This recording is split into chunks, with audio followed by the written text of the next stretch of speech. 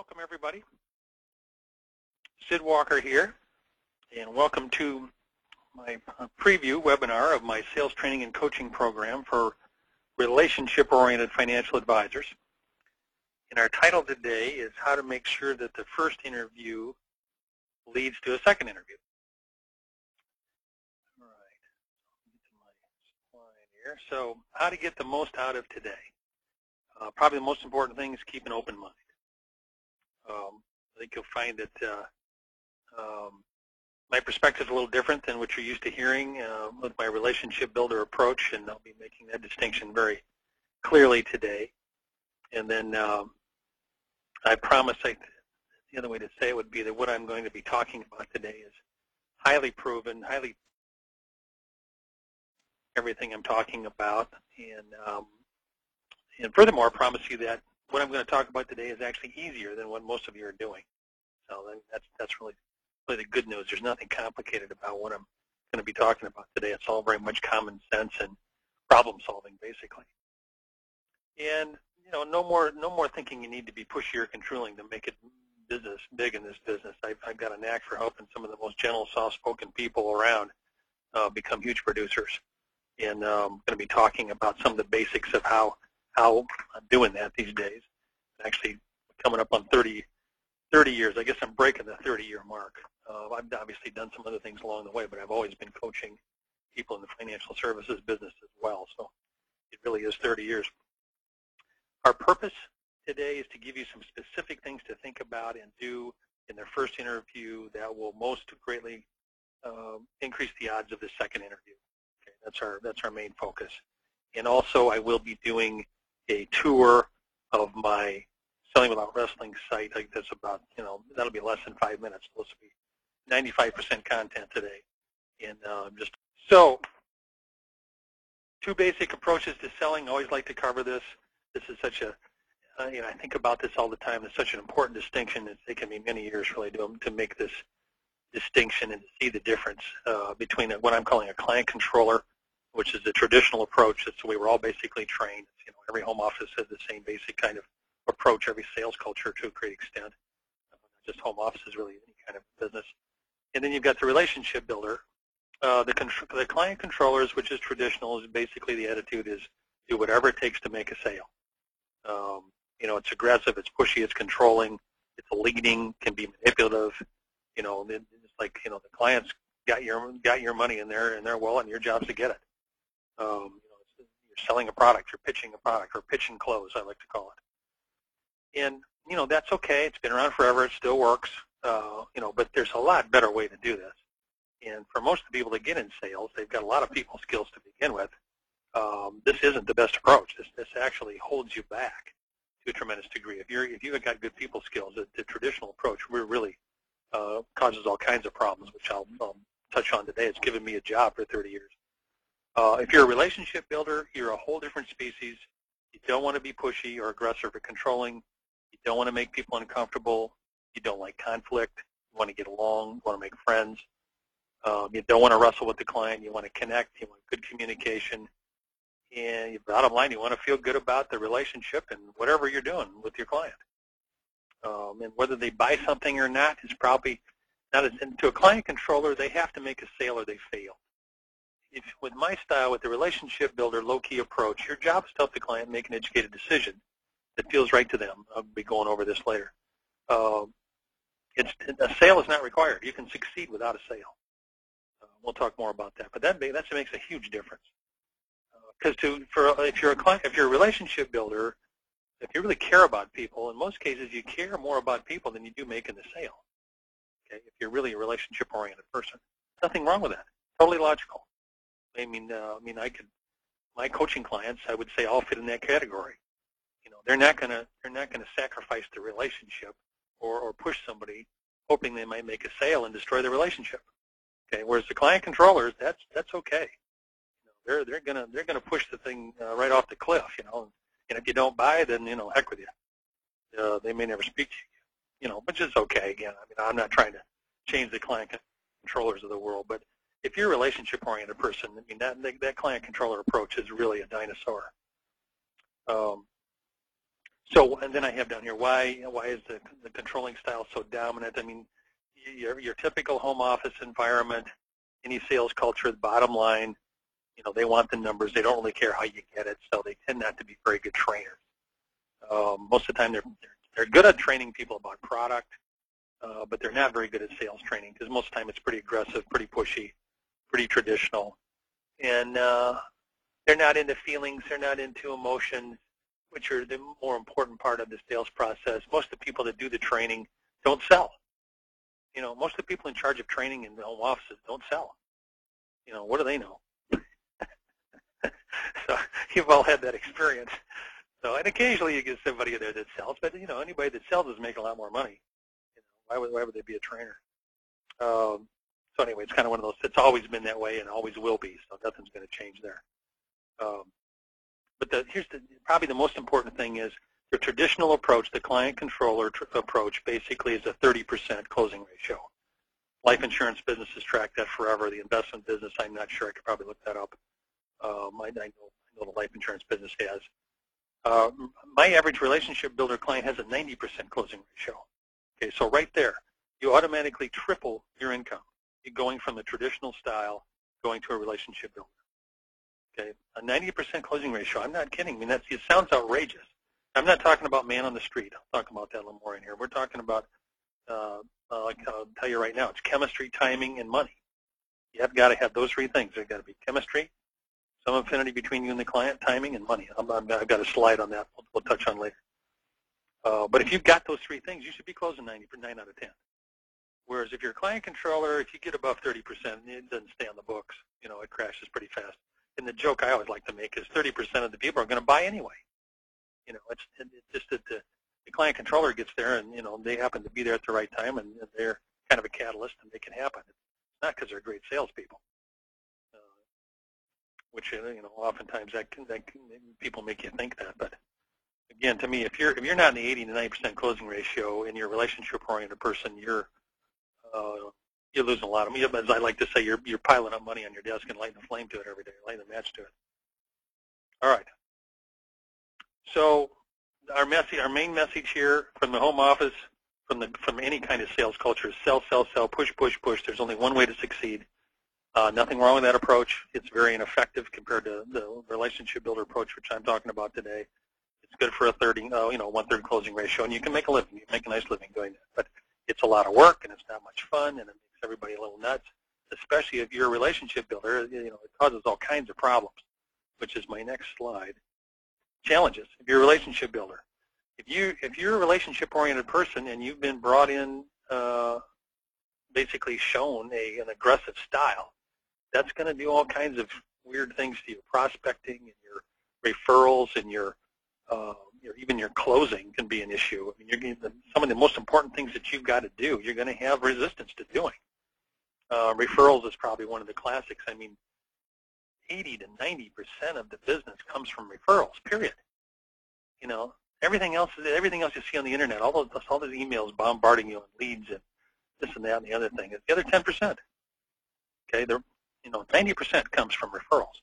And most of it comes from clients, some of it comes from professionals like CPAs and attorneys, that kind of thing.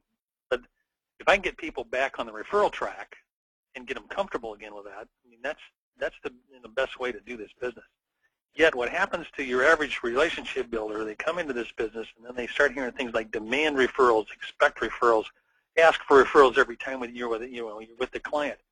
And then you assume that you don't know and somebody else does, and then you do this stuff and you see the negative reaction with the people that you know or that you care about, and then you go, my God, do I have to do this stuff, in order to make a living? And you assume you do, and before you know it, you're a neurotic mess.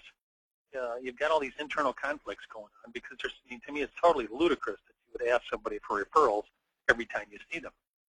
I mean, you'd have to be brain dead to do that, as far as I'm concerned. If you're relationship oriented, if you're a client controller, they don't care how people feel. They just bang away. Last thing they care about is how the other person is going to respond. They're just trying to make something happen. They're throwing stuff against the wall. Okay. So, sorry, I got a little message that distracted me there. So prospecting, super important part of the job. Most people are falling down there. because they don't have an approach that fits their values. I'll touch on that a little bit today. Closing could be another issue. But I think prospecting, getting on the phone, I'll talk a little bit about phone approach today, just touch on it. I mean, I've got a lot of other webinars you can get at and look at all this kind of thing. But, you know, tremendous amount of barriers that end up showing up just because we get this kind of aggressive approach that we think we need to do. And it keeps us from using our strengths. All right, close that out. I assume everybody can hear me. I've got one person said they can't hear me. That's got to be your computer. I've got you know, hundreds of people on here. Nobody else is saying that, so I'm going to assume we're good. All right. All right. Next slide. Main objective. I changed this a little bit here. Let me make sure I got the right page. Okay. Your main objective is to make a sale, obviously. That has not changed. But there's a big difference between whether you're going to establish a relationship or whether you're going to do pitch and close. You know, the pitch and close basically pretty much alienates people. The relationship part, you're really trying to connect with the person and try to help them. Okay, so remember I mentioned chemistry, timing, and money. There it is. Who are you looking for? You're looking for people where you have the chemistry, which means there's some connection between you and the client. There's some affinity. There's some shared values. You know, there's some good things happening there. The timing, which means that there's a current need for what you're offering. And money means they got money to spend. Especially if you're in the financial services business, if you're talking to people that don't have any money, you're going to have a tough time. So those are three key things. If you're a relationship builder, you pretty much got to have those. If you're a client controller, they don't pay much attention to all that. But I don't know of anybody that's a relationship-oriented person where chemistry and timing aren't the two key factors. And of course, chemistry is probably more important because if you're connecting with the client or the prospect, you want to keep track of them and you're collecting those people. Whereas timing, if the timing's not right now, that will change. Remember I had a guy I heard speak one time in Florida at a meeting I was at. He was talking about having 500 people under management. And we talked after the meeting, and he agreed that he has chemistry with all those people. And so he's collecting people that he's got chemistry with because he knows the timing's going to change. So I thought that was good. And again, I've had people tell me this is probably one of the most important changes they made in their practice, especially for relationship-oriented, is only work with people where the chemistry's there. I've done all kinds of talks and presentations and gotten feedback from lots of people about, do they work with anybody where the chemistry's not there? And the answer is absolutely no, especially if they've been around. If you're relationship-oriented, again, I keep saying that because that's a big difference. Because those cases blow up. Those people they're too demanding. They're critical. They're difficult to deal with. I mean, I've had clients that have had the biggest client be their biggest problem, and their life's a nightmare until they finally got rid of them. Usually they gave them to somebody else in the office if they had other people they could do that with, or they just let them go. So because that happens more than you might think. Because sometimes it's amazing what you'll put up with for a while if somebody's got a bunch of money, but that can wear on you pretty good. So again, bottom line, chemistry. This is what you're looking for people. This is really important if you're a relationship builder. You're looking for chemistry. Most important, timing and money. And again, I've had a lot of people tell me that was a career changer for them to really focus on looking for the chemistry. All right. So how do you stop? How do you erase the inner conflict? This is probably I call it paradigm shift number one. I do a bunch of different paradigm shifts in my program, Selling Without Wrestling. This is probably the most important one. I always like to touch on this because it's such a theme. In order to shift from being a client controller to a relationship builder or low-key person, let's call it, the main change you're making is change your intent. And you're going from trying to make a sale, which is the client controller, to helping the client, and pardon the spacing, I'm going to make a note actually. Spacing on slide. Keep forgetting to change that. To make an educated decision that feels right to him or her, which includes doing nothing. Okay? So you're going from trying to make a sale to helping the client make an educated decision that feels right to them, which includes doing nothing. So far, I'm still the only person that I hear says, which includes doing nothing, that's a coach. There's got to be other people out there saying it. I've been saying it for 20 years. I've got thousands of clients saying it, but that's the real key. I don't hear Bacharach saying that. I don't hear some of the guys who've got some of the better language. I still don't. They still can't quite come to the. They can't quite say that you can doing nothing's an option because there's still a little bit too much client controller going on there. When you're listening to a speaker, unless you hear that doing nothing is an option, a viable option. If you're a relationship-oriented person, you can't really have a relationship with the other person if nothing isn't an option. Doing nothing has to be an option. Of course, the beauty of it is the bigger, and this is totally what you wouldn't think, but the bigger the door you leave open for people not to do anything, the more they buy.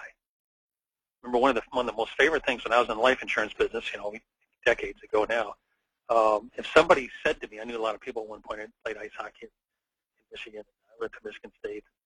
I knew a lot of people from the ice arena. And I'd call people and I'd say, yeah, I'd talk to them for a minute. They'd say, well, yeah, I'll see you, but I'm not going to buy any life insurance.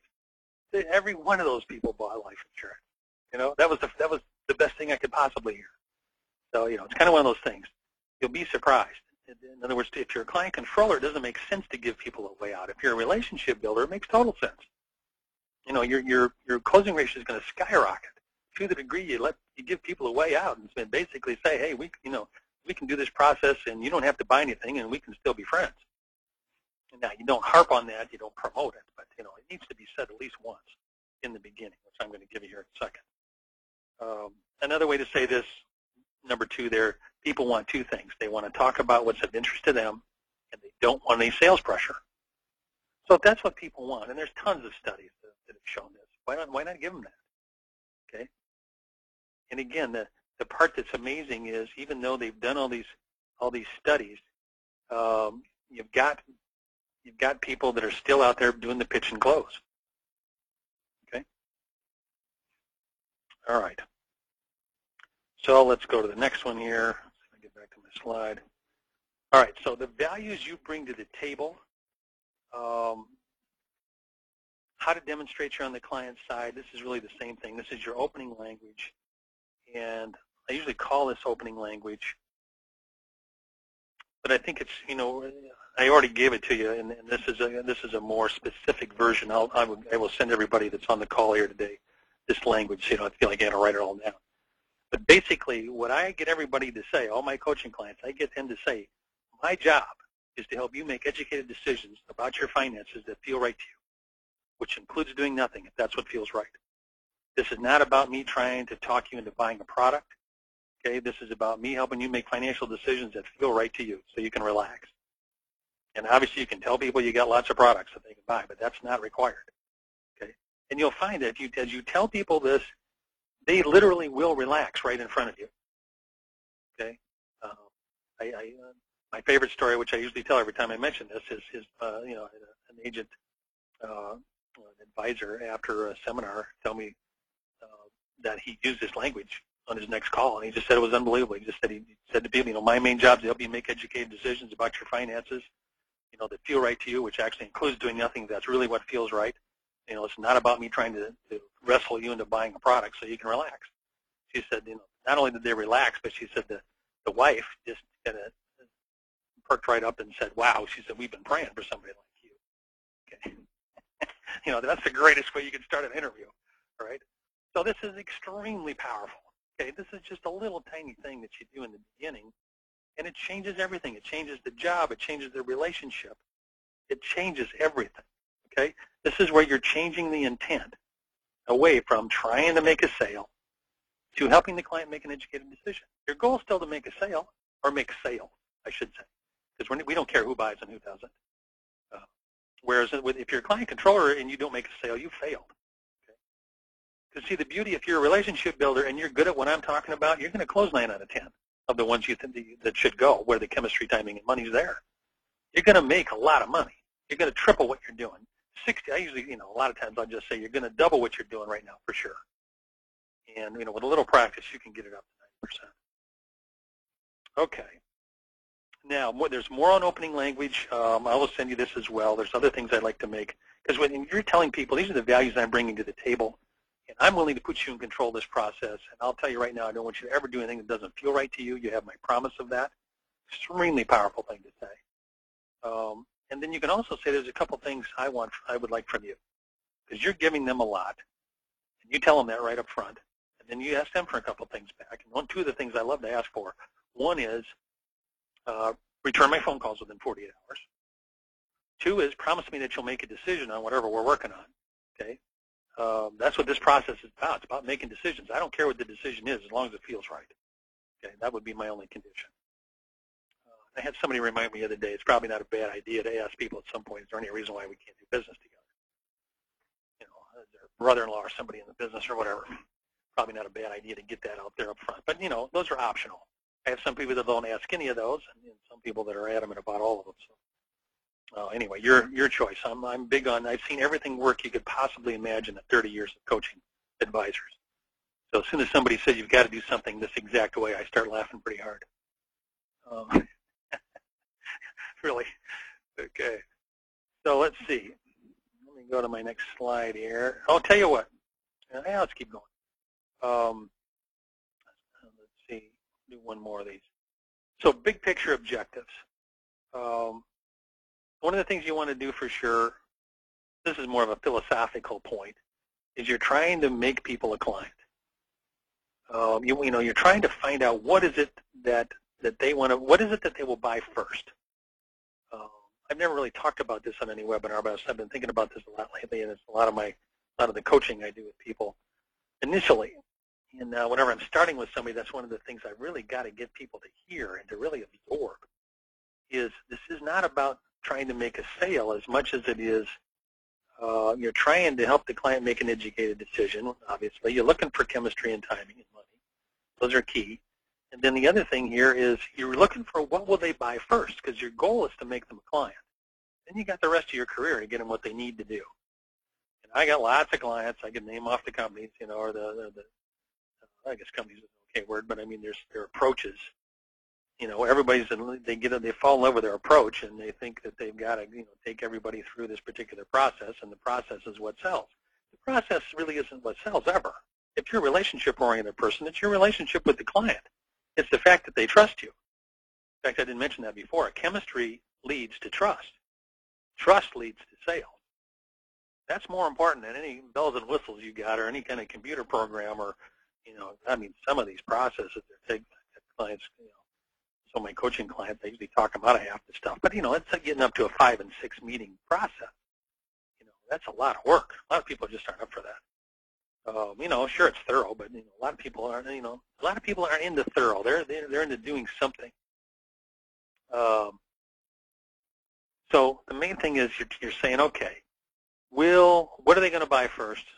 And then the other way to say it, which is probably one of the most important things that you can think about here, is you're looking for what they want that they don't have in relationship to their money. What do they want that they don't have in relationship to their money? Okay, that's the main theme, because that's also going to be what they're going to buy first, what they're going to commit to first. All right, then we're going to spend the rest of the time on that, how to do that. Picture focus. Let's try the next slide here. So questions. So what questions do you ask? You know, this is an interesting discussion, and it's probably, I mean, I've got, on that handout archive I just showed you, I probably have hundreds of questions you could ask. But the thing is, that's really not the way you want to be thinking about this. If you stop and say, okay, what's the best way? Let me jump down to point number 2 there, because I'm kind of getting on that point there. Can you help me buy a car? Now, if I said to you, I'm going to need to buy a car, could you help me figure out what kind of car I need? And you all could. And what you're going to have to ask me, you have to find out, you know, well, what kind of driving do I do? You know, what's my family situation?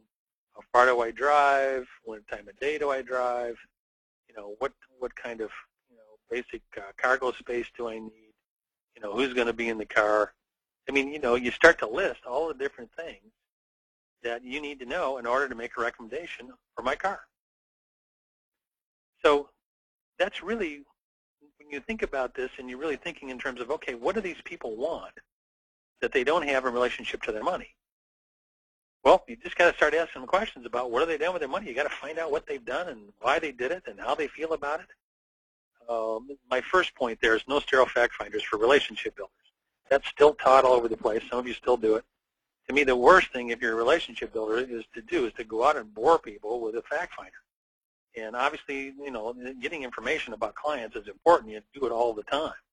I'm not saying that it's not important, but you don't make people sit there and suffer through, you know, name, date, serial number, okay, and think that that's establishing a relationship. That's a horrible thing to do to people. If you want to ask people questions, you want to get them talking, because that's probably the most important thing you do in that first interview. People need to have a good time with you.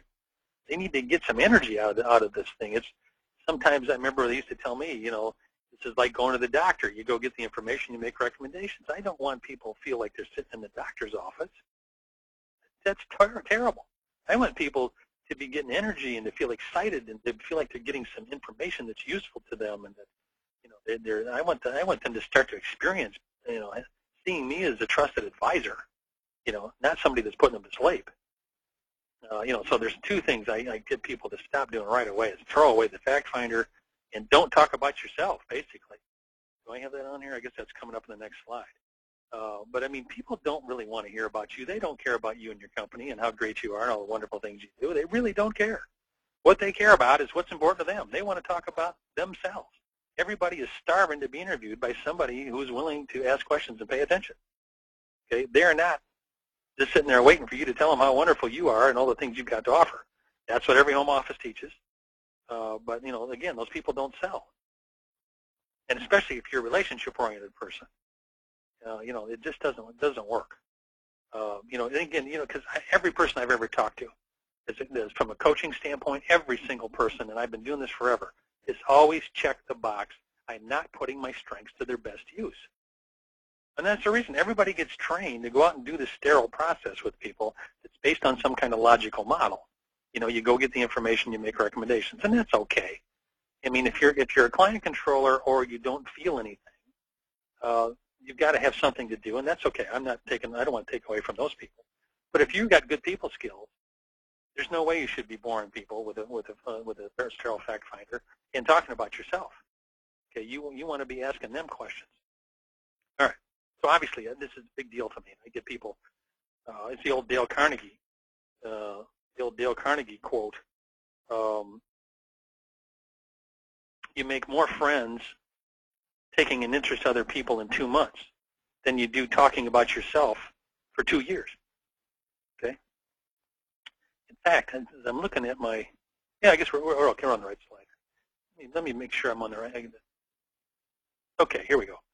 Sorry, I went one slide ahead there, so I've been kind of covering some of this. But one of the things we were talking about is create a safe environment. Okay, there's a big picture out. And so I'm starting to talk a little bit about, you know, don't talk about yourself. That's why I was covering this. I realized I skipped this slide. Because you want to encourage people to talk, which is what I've been saying. You don't want to talk about yourself. You're asking people questions and listen. Some other little things, you know, be non-judgmental. Very important. You don't want to be telling people, you got to look at all the things you did wrong here. Some people actually get taught to do that, you know, go out and make people feel like they're dumb and they don't know what they're doing. They've made a lot of mistakes. That's horrible if you're trying to establish a relationship.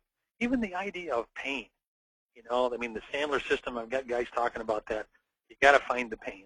You know, that's probably okay with some things, but in most cases, it's already painful enough. The challenges and the stress that are going on with money today, I don't think you have to look very far. That for most people, you know, they want some peace of mind, they want some safety, some security, because most of you folks on the line here are dealing with conservative money. You know, so I don't think you got to make a big deal out of finding pain. There's plenty of that already. You know, let's talk about, you know, how about some blue sky. You know, I tell people, it's like you got 24/7 bad news out there, and it makes everybody nuts. It makes people scared to death. You know, there's nothing we can do about it, but I mean that's just a huge factor. It didn't used to be that way. You know, and I'm sure a lot of you are experiencing that. You just got a lot of people that just can't pull the trigger on anything because they watch the news too much. They think that somehow they're learning something of value that's going to protect them. It isn't. It just makes everybody depressed. because the economy's, I don't think the economy's anywhere near as bad as people make it. Certainly wouldn't look like that if you drive around L.A. But anyway, we can talk about that. But that's a perception thing. And I work with a lot of people. A lot of people are doing really well, and a lot of people are having a great time in this business, and this is the way they're doing it. Okay, they're letting people talk. They're getting their clients involved in a conversation where they can talk about what's important to them, and don't try to correct them. Don't try to. Obviously, sometimes you've got to gently, re-educate people on some things. If there's some misperceptions, that's okay. Take notes early. I've got down there.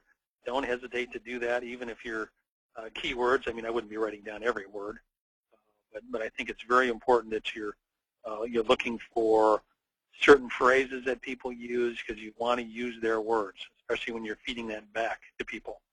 I'll show you. I've got what I call the quick connection track, which I learned years ago. I've been teaching for 30 years.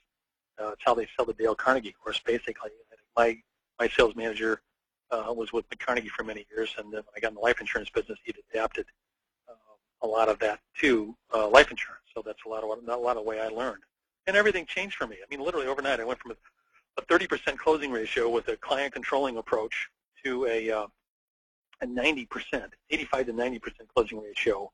Once I started learning to ask questions, because my second sales manager basically said to me, you don't need to know anything about the products to make sale.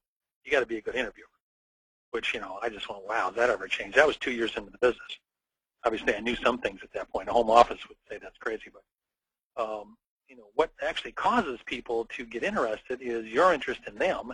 They start to feel good around you. They start to open up if they feel safe, and then people start to talk. And then they start to talk about what's of interest, and then they start to discover things that are important to them. You get a chance to teach them some things or show them how money works in a variety of different ways. I'm a big advocate of the teaching interview, where you're really, trying to show people how money works. I mean, you can start with things as basic as compound interest, and how mutual funds work, or how life insurance contract works. My biggest life insurance producer clients basically go through a presentation where they say, let's create the ideal investment. And they get all the pieces into that conversation. And at the end, people say, wow, this is really incredible. This is available? And yes. There's one more thing to tell you. This is a life insurance contract. Okay? It's still one of the most amazing things you can buy. And it's a great place to put money today, more than ever. But you can't start out with that. You got to show people the pieces. You got to show them how it all goes together. Anyway, I've got a lot on that all over my website. I'm a total advocate of getting people to understand, what and help them really get what they want. I mean, if you really get people to list what they want, then you've got something. You're solving a problem. You can get them a solution. Rather than what we've all been trained to do is you got some product and you got to go out and pitch it. You go out and pitch and close. Okay, that's not the same process. That's a lot of work. It's a lot more stressful for both people. Whereas if you're focusing on this approach, if you're a relationship-oriented person, you're going out and you're trying to help people figure out what's important to them, what do they want to do, what have they done, why have they done it, and what have they invested their money in. Let's see if I can. Let me go to that real quick here. I think I've got it here on this. There's a quick connection track. Okay, so here I've got a number of different versions. This is just the verbal one. I've got one with an old-fashioned train on here. But here's small talk. Get a statement of benefit. Get that done in the beginning. Do you own your own home? I mean, I call these tender questions, like the tender car on a train. So you have an investment in your home. Do you have any other investments? There's lots of good bridges. I think one of the things that I teach people is how to bridge from one conversation to the next. How do you bridge from small talk? One of the best ways is just to say, in order for us to get the most out of our discussion today, would it be okay if I ask a few questions? People say, sure, fire away. Then you can ask them, now you set yourself up as the interviewer. You can ask them anything you want. You ask them where they've invested their money. You ask them what they like, what they dislike. Another one of my favorite things to say to people is, do you feel it's possible to become financially independent someday? Because that positions you in a totally different way than just somebody selling a product. And then, I like to get into, here's a few things that people like about what we do. and so on. Let me see if I can. Anyway, you get the idea. But again, it's just this is all questions. Okay, you're trying to find out what have people done, and why do they do it, and what do they want that they don't have. We're not trying to pitch a product. We're not trying to sell a product. Because what you're going to find is most of the stuff that people want is going to end up requiring products that you've got for sale. Okay, that's the key difference. You don't have to focus on trying to sell a particular product. I had that conversation all the time with people. They say, "Gee, I need to get my life insurance sales up." Well, my first response is just go out and help people get what they need. Don't be thinking about that you need to sell more life insurance. Now we're back into the pitch and control. You're going to have a lot more fun. You're going to have a lot more people buying things from you. You're going to get a lot more referrals. You're going to make a lot more money and be a lot happier. If you're helping people get what they want, I guarantee you the numbers will work out. You'll end up selling enough of everything. All right. Well, anyway, you get the idea. I was trying to think, do I have anything else? Quick connection. Oh, there's my train. This is my other version. I've got this set up with the different numbers on here. But I have a lot of material. Again, I've been teaching this for years. I've got several different ways. There's the stack. There's the engineer. Get permission to ask questions. The tender questions. The boxcar, which is what do you like? What do you dislike?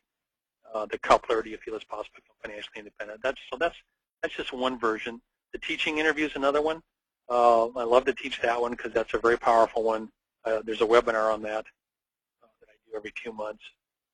The way you start a teaching interview, the way you start with any of these is if you say to people when you first meet them, once you transition into kind of getting at whatever you're going to do, you do some small talk. Your first questions are usually always going to be something like, I've got a number of things we could do today. Before we get into any of that, is there anything keeping you up at night about your finances? A lot of times that's the whole interview. And if you don't ask that question, you're going to miss it, or you could. Again, that's the thing that's the most on people's mind. That's where you want to start. If you're a relationship-oriented person and you're not finding out what's the most important thing on their mind, you're taking them through some step-by-step fact finder, you're missing the boat. Okay? Because people are going to buy because they feel you understand them. Okay? I'm going to go back to my next slide here. Okay. People are going to buy because they feel you understand them. They feel heard. That's why I say use their words. I did that once, or a couple times in the beginning. I thought I could reword things better, and I realized that people thought I'd lost my mind. They thought I was talking to the wrong client. Don't change people's words as much as you can, especially when it comes down to when they're talking about what's really important and why. Okay, so what questions do you ask? I gave you some ideas there. There's a ton of material on my website in that handout archive, which you can get on there for free and download that. There's more questions you could ever ask. But the point is, knowing the questions doesn't really help you. I have make a checklist on here for the folks that, on the fact finder. I think it's good to have a checklist of all the questions, and then you can number them, because you want to be able to jump around. If you're in an interview, you don't want to be going in any particular sequence. You want to be able to go wherever they want to go, and you got to have a fact finder checklist, let's call it, that allows you to do anything. You can have 100 questions on there, but you need to be able to jump around.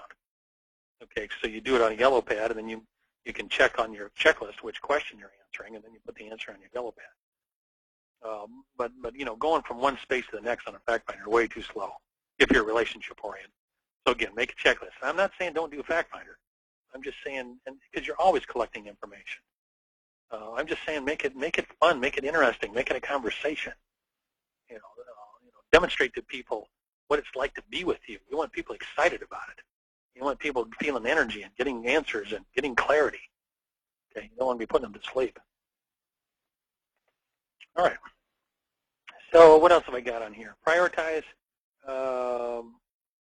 Look for what they want that they don't have.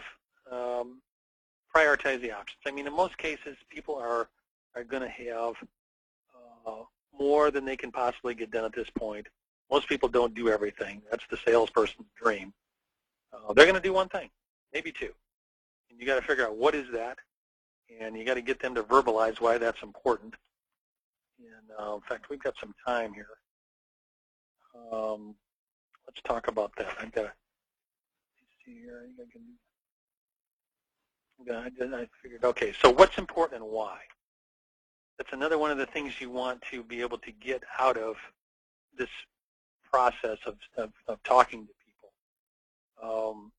It's probably the most magical thing you can do in an interview. It's probably the most often forgotten. I've written a whole book about it, which you get in the second month if you become a member. How to double your sales by asking a few more questions. But one of my favorite all-time questions is, a lot of people say that's important. Why is that important to you? That's a logical question that actually gets people usually to go to a feeling level, or at least move in that direction. A lot of people say that's important. Why is that important to you? Or you're really training people how to be interviewed. One of the things I like to say is, John and Mary, in order for me to understand, more about you and how you feel, I'm going to ask you a bunch of questions I ask everybody. One of the things I want to know is, how do you feel about this? Okay. I mean, I know how Marge and Fred feel about this, but I want to know how you feel. I mean, why is saving money important to you? Why is trust important to you? Why is a college education important for your kids? Okay, you can never make an assumption, or you shouldn't, that you know the answer to those questions. I mean, I see that all the time. You get people out there, they're making assumptions about what they think people want. The guy says college education is important, and they're working on a proposal. You don't know anything. You got to find out, why is that important, and then tell me, get into that as much as you can. What's important and why? I'm calling that, what's it say on there, paradigm shift. You can see that because of my GoToWebinar. Oh, paradigm shift number 3. Okay. There's about 10 paradigm shifts in my Selling Without Wrestling program, and I think this is the first 3 or 4 I've got on here. So, thinking back of what we're talking about so far, you're looking for what you're looking for people where there's chemistry, timing, and money. That's who you're looking for. You're trying to get people to talk early on. You're trying to establish a relationship. You want them to be having a good time with you. You're going to do that by asking questions. You want to create a safe environment. You're looking for, what's the first thing they're going to buy. In other words, this isn't about getting people to do everything they need to do. You've got your whole career to do that. And you're going to miss a lot of sales if you take that approach. What's the first thing that they're going to buy? Because then they're a client. Make them a client. And then you're looking for, you want to be teaching. You want to be helping people have an experience that you're somebody that's on their side. You want to be showing them what the values are that you bring to the table. That's my opening language. Get that in there somewhere. Doesn't matter where, but get it in there somewhere. People say, where's the best place? Well, get it in the beginning, because you want to say to people, you want to see them relax. You want to say, my main job here is to help you make educated decisions that feel right to you. This is not about me trying to wrestle you into buying a product. And I got lots of products for sale, but you don't have to buy a product for you and I to be friends, and for you to go through this process with me. Now, if you're charging fees, obviously you got to deal with that, or bring that up. But those are just a few of the items, because that was one of the things I mentioned as one of my bullets, was what are the main things you want to be making sure happen in this first interview? How do you make sure that this first interview is going to end up in a second interview? If you're doing these kinds of things, people are going to be excited about getting back with you. If you're identifying what is it that's important for them, what do they want that they don't have, now you got a reason to get back together. If you don't do that, if you're basically, you do a sterile fact finder and you're coming back to do recommendations, you could have a 50% drop off. There's no motivation for people to come back. They're going, well, this guy's just going to come back and try to sell me something. They have no investment in it. You have none of your client involved in the conversation. It's all you making recommendations based on your information. Big mistake if you're relationship oriented. You want to know what's most important to these people. What are they most likely to do first? Why is that important? You want to get them to verbalize that as much as you can. All right. So that was a quick summary. Let me do one more slide here. We got time. Click on my deal there. Okay. The power of what feels right. I'm big on intuition. Most guys relate to it more quickly in sports. Women have access to intuition, in particular about relationships and people. Guys tend to be a little more things in sports, but some guys are good with people as well. So there's always exceptions. Some women are obviously have a lot of transfer there in all kinds of different areas. So everybody's all over the place, but in terms of just generally speaking, socialized guys tend to be a little more analytical in their approach and less feeling oriented. But even then, I think I can get most guys pretty quickly to say, okay, what sports do you play, and then how well do you do if you're being analytical? You know, if you're overthinking what you're doing, how does that work for you when you're playing basketball or baseball or golf or tennis or skiing or whatever? It's horrible. Okay, you're a disaster. Especially golf's one of the funniest ones. You know, you get people out there, way overthinking things, and you know, it's just amazing to watch how people get so frustrated with that game. But it's like what feels right. You got a part of your brain that can process millions of pieces of information per second, and the other part of the brain, which is the analytical part, processes a couple pieces per second if you're fast. And most people are using the slowest, dumbest part of the brain to do everything. Okay, so there's a book I just read. I did a newsletter on it last month called Neuromarketing, and they're talking about basically the part of the brain that makes a decision on these kinds of things has been around for 400,000 years, and it was around before language. So the part of your brain that actually makes the decision about whether you're going to buy things or not, especially financial services, you know, it was around before language. So you know, it's basically a feeler. It's not going to, you know, that's why people spend all this time on all these explanations, and people go, oh, that looks great, let me think about it. You're not connecting with the part that's going to make the decision. And that's the feeling most people box these together, but to me, you've got the intuition and you got emotion. They're very different. You know, emotion definitely is a stronger, more intense feeling and can get people to take action. But the intuitive sense of things is probably the most important. That's the part of the brain that can process all the information at once, all your values, all your goals, things you can't even see, things you're not even aware of. I mean, it's just this amazing ability we have where if something feels right, we'll probably do it. And that's where you want to be getting your clients. You want to be teaching your clients that that's what this is about. This is about me helping you figure out what feels right, and then let's do that. And if it doesn't feel right, let's not do it. Again, one of the most powerful things you can say to people, because you're demonstrating you're on their side. Now, you don't have to say it feels intuitively right necessarily. You can say feels right. You know, your choice there. But again, one of the most important things you can ask people is, we know this makes sense. I guess the real question is, does it feel right? Because if you get people that basically say at that point, yeah, you know, that's a sale. You know, it may just be when you want to make the decision by. Some people want to sleep on it. That's fine. You don't push it at that point. You just say, you know, the main thing I want to know all the time with people is, does this feel right? And then when do you want to make a decision by? And if they want to sleep on it, that's fine. Because again, you don't want to blow the relationship, because you don't get out the book of the 35 closes and start hammering on somebody who's just told you that, yeah, this feels right. You got a 99.9% sale there. You got thousands of dollars of commission that's going to happen on Friday. You don't want to blow it. And a lot of people do, because they've been taught you got to go for the sale. Huge mistake.